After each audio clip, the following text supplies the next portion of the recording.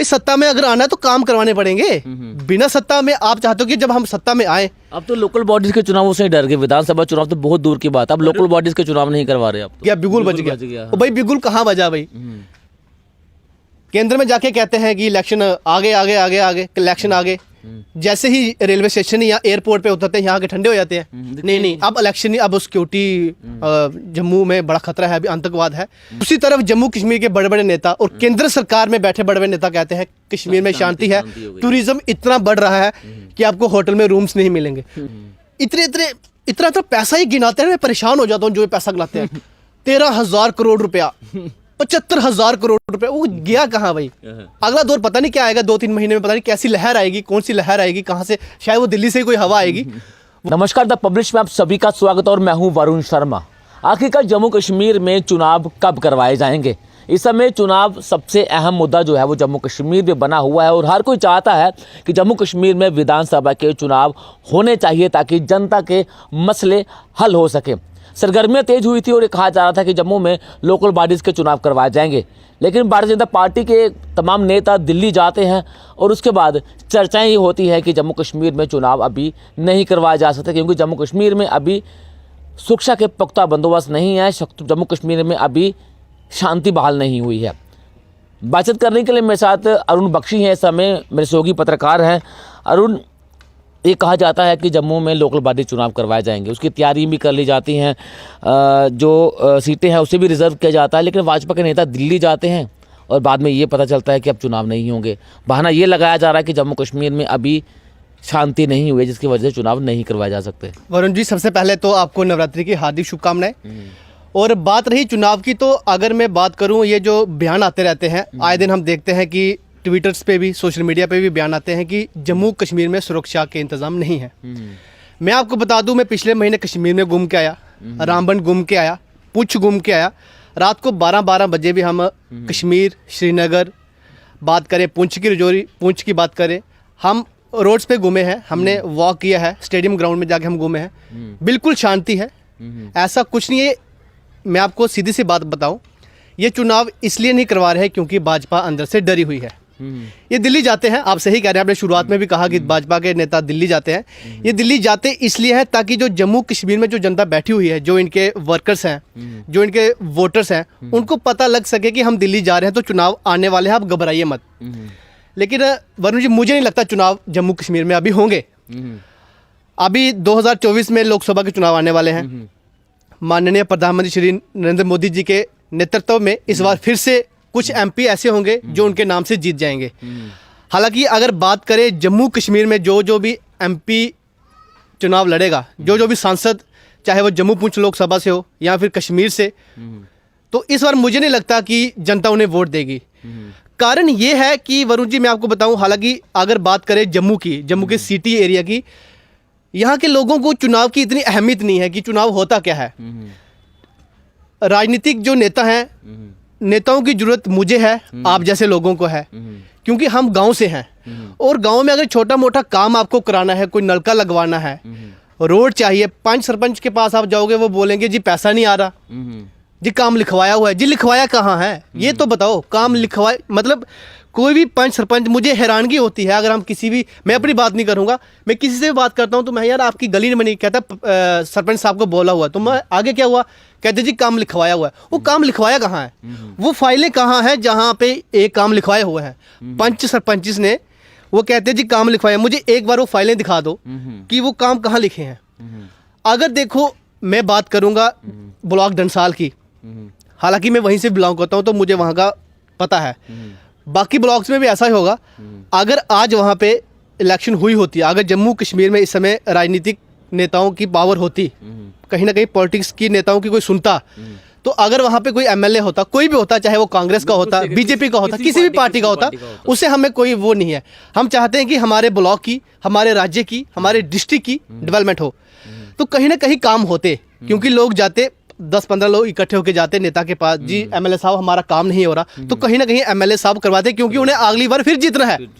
देखो जी, पंच सरपंच जी को क्या है कि उन्हें इससे कोई मुद्दा नहीं है, कोई मतलब नहीं है कि काम हो रहे नहीं हो रहे हैं, उन्होंने काम अपने आगे पीछे करवाने, क्योंकि उन्हें वोट कितने चाहिए। लेकिन बख्शी, आप बात बिल्कुल सही करें, लेकिन कह रहे हैं कि जम्मू कश्मीर में अभी चुनाव नहीं हो सकते क्योंकि यहाँ पर आतंकवाद है अभी।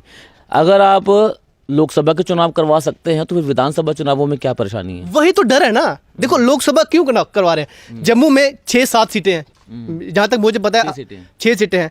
देखो वो उनको पता है, आए नहीं आए हमें कोई फर्क नहीं पड़ता, उनको। लेकिन वरुण जी मैं आपको बताऊं, विधानसभा की सीट बहुत मैटर करती है। एक एमएलए की सीट जो होती है वो बहुत मैटर करती है, चाहे वो गांधीनगर का है, चाहे वो नगरोटा कॉन्स्टिट्यूंसी का है, चाहे वो मर से है, सुचेतगढ़ से है, आरएसपुरा से है, वो एमएलए है। देखो कितने एमएलए हो गए, बिल्कुल।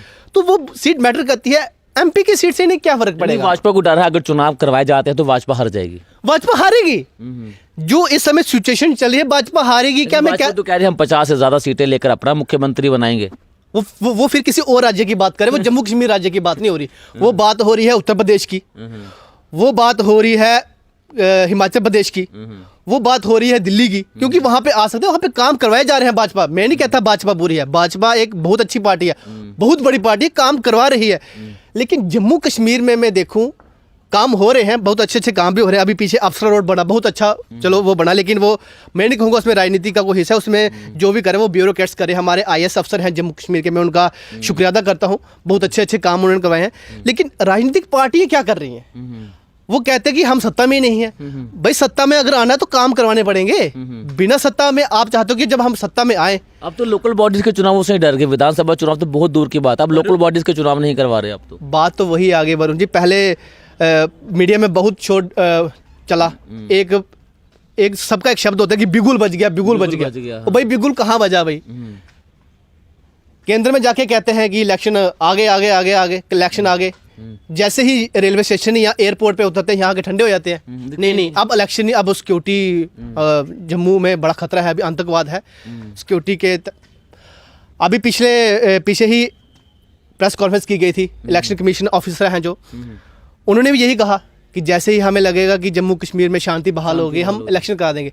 एक तरफ इलेक्शन कमीशन साहब जी कहते हैं कि जम्मू में शांति नहीं है, दूसरी तरफ जम्मू कश्मीर के बड़े बड़े नेता और केंद्र सरकार में बैठे बड़े बड़े नेता कहते हैं कश्मीर में शांति है, टूरिज्म इतना बढ़ रहा है कि आपको होटल में रूम्स नहीं मिलेंगे। वरुण जी मैं कश्मीर में जाता हूँ, मैं आपसे कहूँ श्रीनगर के आसपास, डल झील के आसपास आपको रूम नहीं मिलेंगे।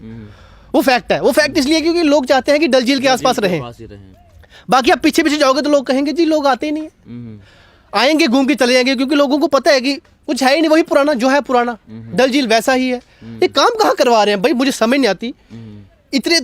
इतना पैसा ही गिनाते हैं, मैं परेशान हो जाता हूँ जो ये पैसा गिनाते हैं। 13,000 करोड़ रुपया, 75,000 करोड़ रुपया, वो गया कहाँ भाई? आप सड़कें देख लो, आज हाईवे देख लो, रोड टोल प्लाजा पे जो रोड टूटी थी, टोल को बंद करवाना आज भी टूटी हुई है जी। पुल बन जाएगा जी, बना नहीं, वो नीचे से बना दिया है, वहाँ भी रश रहता है।